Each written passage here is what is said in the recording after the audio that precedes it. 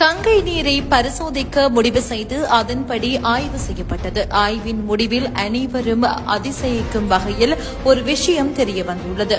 இமயமலையிலிருந்து வங்காள விரிகுடா வரை வட இந்தியா மற்றும் வங்கதேசத்தில் கங்கை ஆறு 2700 கிலோமீட்டர் பாய்கிறது என கூறப்படுகிறது.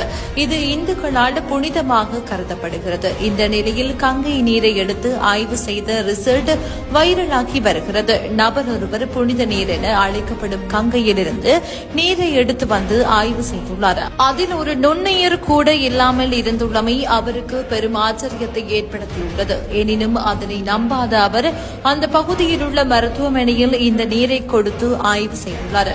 அங்கு அதிநவீன ஆய்வுகள் நுண்ணோக்கியில் பரிசோதனை செய்துள்ளனர். அதிலும் கங்கை நீரில் ஒரு நுண்ணுயிர் கூட இல்லை என்றே தெரிய வந்துள்ளது. தொடர்ந்து அதனை 4 நாட்கள் கழித்து பரிசோதனை செய்துள்ளனர். அப்போதும் அதில் ஒரு நுண்ணுயிர் கூட உருவாகவில்லை. இந்த நிலையில் கங்கை நீர் ஆய்வின் முடிவு வெளியாகி பலரையும் ஆச்சரியம் அடைய செய்துள்ளது.